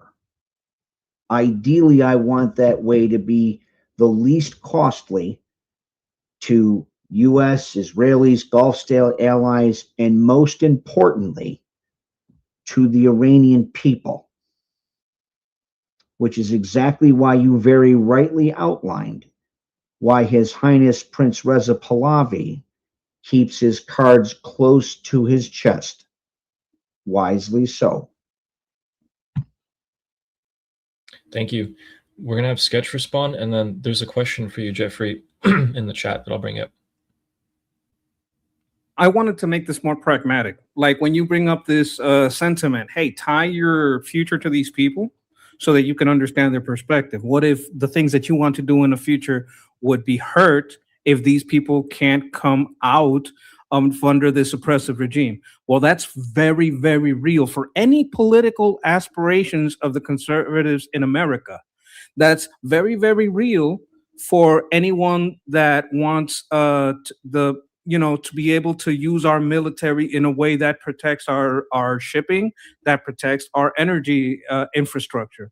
These are very, very real problems that the conservatives are going to have if they want to have any power in the elections, any way to stop these crazy judges from releasing criminals. It's not just this, the anti-interventionists are going to have a lot of leeway. The people that, like the crazy people that we're trying to like get back to like 90s Democrat level at least, which now they call the far right, where they're not messing with kids, they're not infiltrating their Marxist stuff into everything. When people would just to be like, hey, I'm for more social programs, I'm for less of them, that normal old type of American, that's going to be gone. You don't want the level of problems you're going to have in the government, in the election, if this war is lost. If you want to be very cold and pragmatic about how your future is tied to Iran and the liberation of these people from this tyranny, make for fucking certain that even if you don't have a heart, your future is tied to them. Your future in finding a home, because if we lose this, because we couldn't win this war, they're going to open the border again. You're not going to get a house. You're not going to be able to afford a marriage. You're not going to be able to afford kids. There are a lot of very serious internal problems that we're going to have if we can't liberate these people from this tyranny. It's not just their future. It's literally your future. It's not imagine your future. It's literally your future, right? And that also goes for any conservative aspirations of maintaining some kind of cultural cohesion in a lot of European nations too. So you don't have to use your imagination too much to understand that liberating these people from under this tyrannical government is very much tied to your future. Yeah. Jeffrey's alluding to something in the chat, which I think is quite funny. Yeah, I really wish they could make a hantavirus that just infects mullahs. Like if you have the mullah mindset, just gets you and you die like actually I'm not going to say anything like that, but I hope the virus yeah. We had a question from the chat for you, Jeffrey, which says, is it realistic to think training Iranian civilians with no firearms training, having AKs for 8 to 12 weeks training, can get a leg up? So can you train the average Iranian citizen in about 8 to 12 weeks? Is that realistic? That's similar to like the training model that the CIA and other people used regarding Contras. They gave them about 6 to 8 weeks of training. Now, admittedly, like it was also like there wasn't uniform level of quality across training and the rest of it. There's a reason I say 8 months, because I mean, like, so like basic training. This is, I feel fucking old. Back when I went through it 30 years ago. I hate saying that. Was 8 weeks, right? That's like, okay, I kind of know the basics of like the very introductory level of basic infantry skills.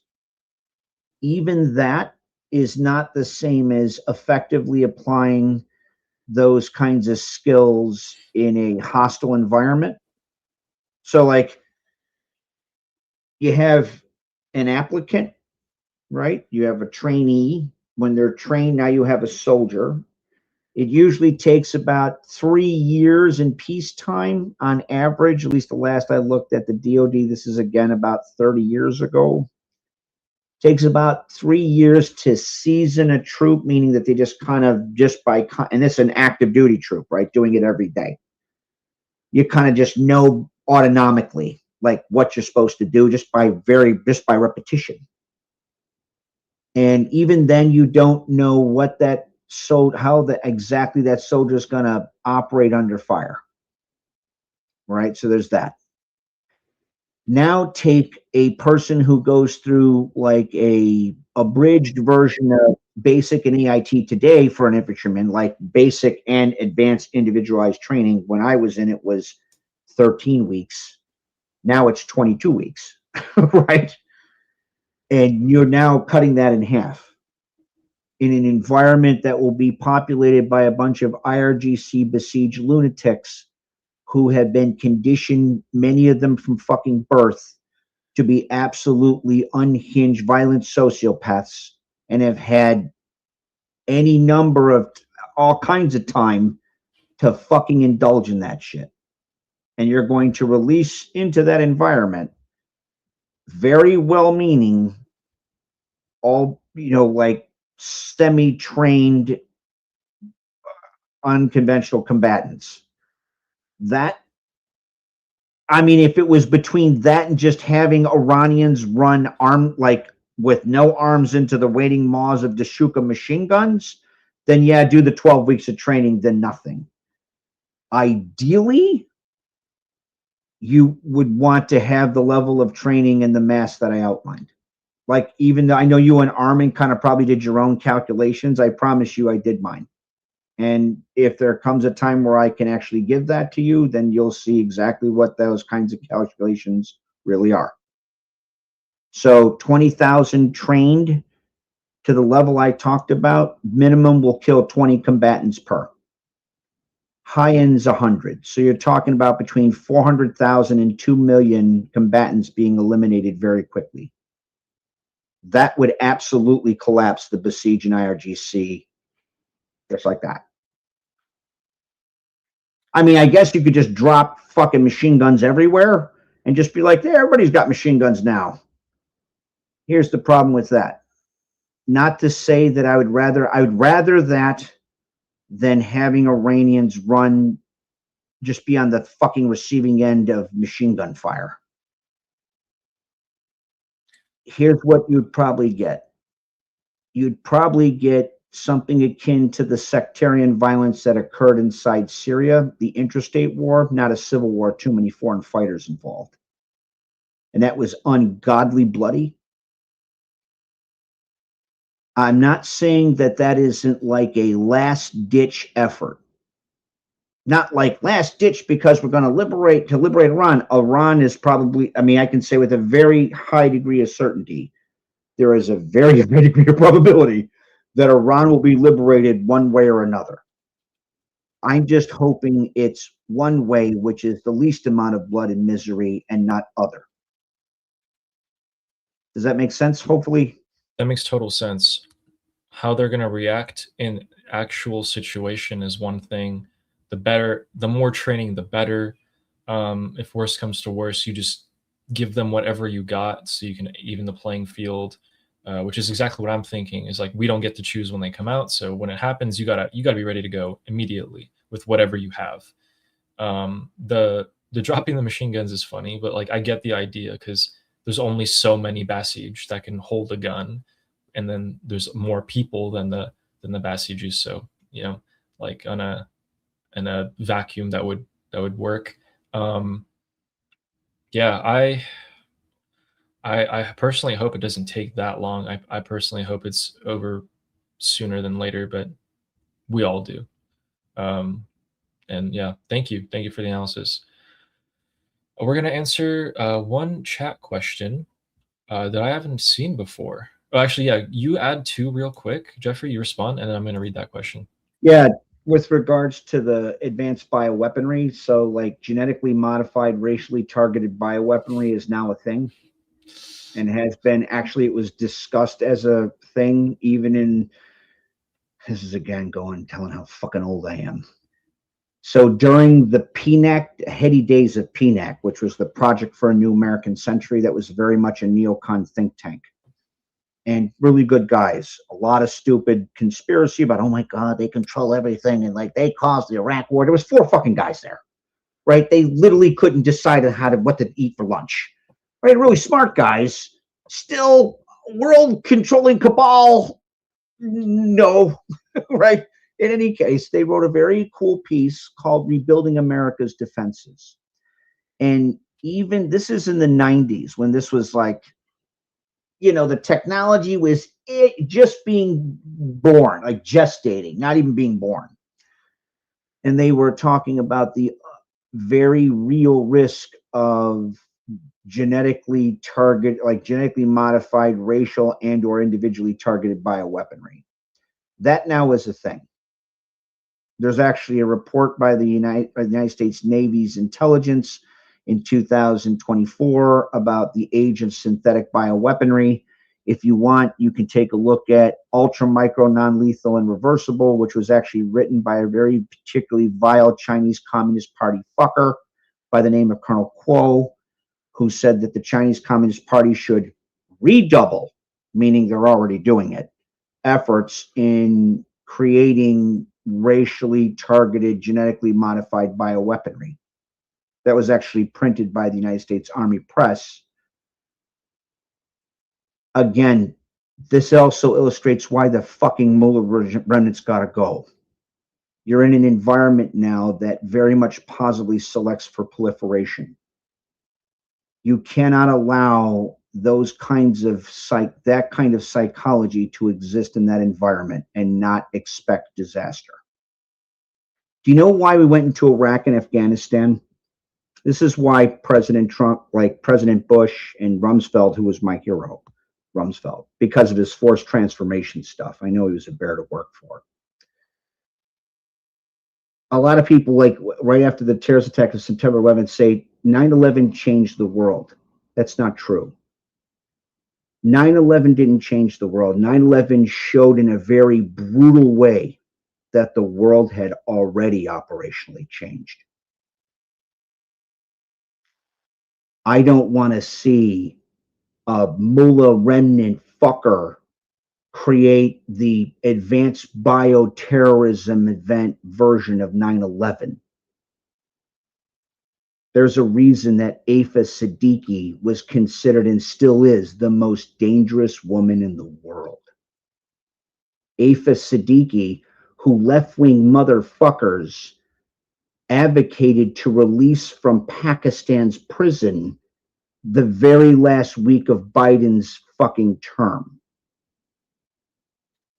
Afa Siddiqui, who was caught in Afghanistan, she's not a dumb lady. Afa Siddiqui's fucking very intelligent. Got a full ride to MIT for like biotech.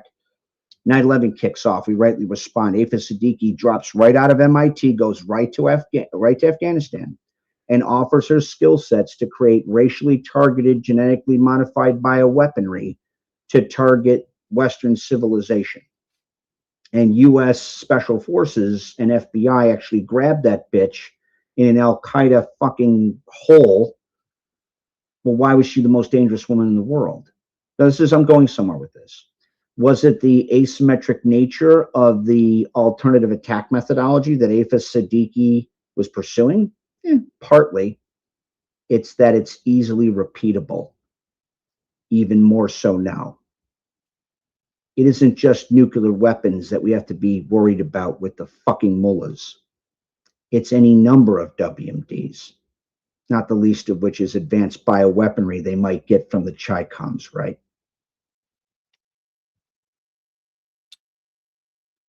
The world's going to change if that does happen. You're right. Just like a 9/11 attack where you saw security raised to a whole new level in a different way.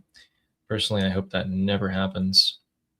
But as someone who has worked in that area, actually, it's very doable. Why not? Yeah.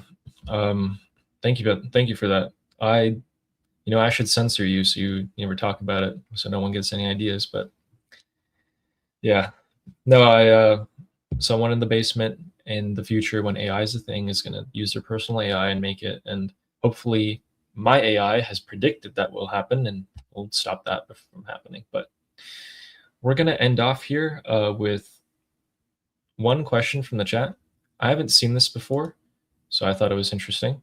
And it says, if the IRGC are taking down Iran, what is stopping the IRGC that are in foreign countries to come back to Iran and resume control?